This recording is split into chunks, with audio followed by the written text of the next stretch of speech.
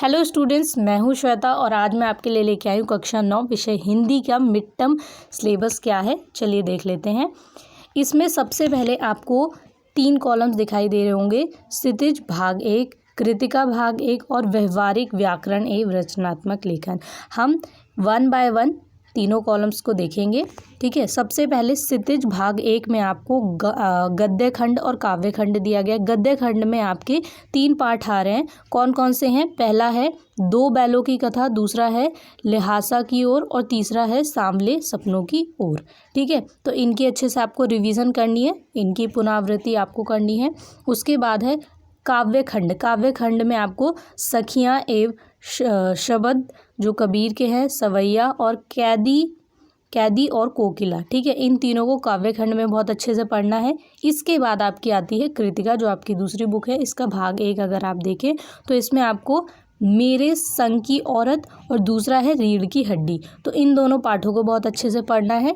इनके राइटर्स के नाम भी दिए गए हैं सभी पाठों के। उसके अलावा अगर आप ग्रामर पार्ट देखें या फिर रचनात्मक लेखन देखें, ठीक है, व्यवहारिक व्याकरण एवं रचनात्मक लेखन, तो इसमें आपको सबसे पहले उपसर्ग और प्रत्यय दिया गया, जो कि आपका व्याकरण का पार्ट है।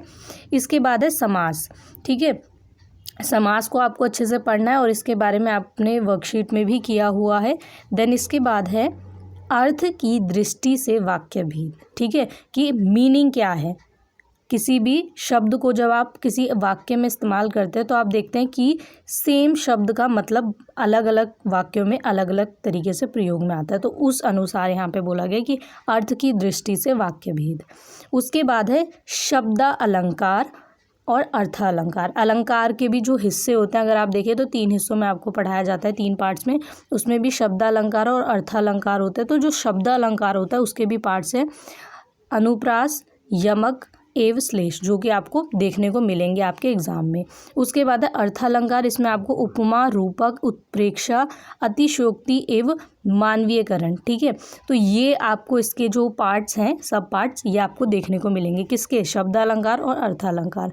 तो इनकी रिवीजन बहुत अच्छे से करनी है आपको।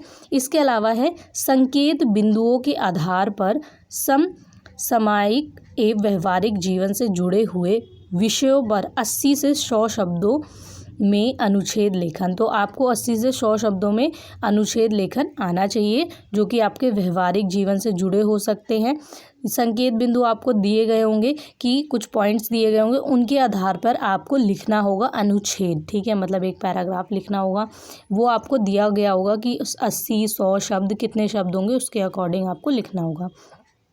उसके बाद है औपचारिक एवं अनौपचारिक पत्र लेखन। औपचारिक और अनौपचारिक पत्र लेखन मतलब फॉर्मल, इनफॉर्मल जो आप इंग्लिश में कहते हैं।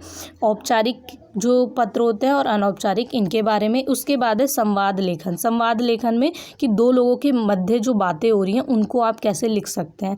ठीक है, तो आपने जो चैप्टर्स हिंदी में पढ़े होंगे कभी, तो संवाद लेखन के तौर पे भी आपने कुछ चैप्टर्स पढ़े होंगे, वैसे ही आपको लिखना है। लेकिन आप इसके लिए हमारे चैनल पे आने वाली वीडियो ज़रूर देखें और करवाई हुई वर्कशीट को एक बार रिवाइज करें, जिससे आपकी बहुत हेल्प होगी।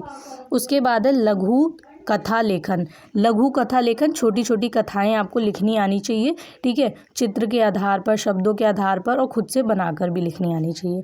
उसके बाद है पठित एवं अपठित बोध। पठित और अपठित बोध में आपको गद्यांश और पद्यांश का अभ्यास करना है। ठीक है, तो ये आपको सभी चीज़ें देखने को मिलेंगी अपने एग्ज़ाम में, तो इन सभी की प्रैक्टिस करनी है। और सबसे ज़्यादा हिंदी में अगर आपको प्रैक्टिस करने की ज़रूरत है तो वो है आपके व्यवहारिक व्याकरण एवं रचनात्मक लेखन में, क्योंकि बाकी सब्जेक्ट में अगर देखें तो आपको चैप्टर पढ़ना बहुत ज़रूरी है, लेकिन हिंदी में देखें तो चैप्टर आपको कम दिए गए हैं बट ग्रामर पार्ट ज़्यादा दिया गया है। ठीक है, तो आपको बहुत अच्छे से रिवीजन करने की ज़रूरत है, क्योंकि इसके मार्क्स लगेंगे। और अगर आप देखें अनुच्छेद कैसे लिखते हैं, तो इसकी वीडियो हमारे चैनल पर पोस्ट की गई है। अगर आप जाके पीछे थोड़ी अगर वीडियोस को देखेंगे तो आपको मिल जाएगी कि अनुच्छेद कैसे लिखते हैं, हम किसी भी एस्से को कैसे लिखते हैं, ये आपको बताया गया है। तो ज़रूर जाके उस वीडियो को देखें। लाइक, सब्सक्राइब, शेयर करना बिल्कुल भी ना भूलें।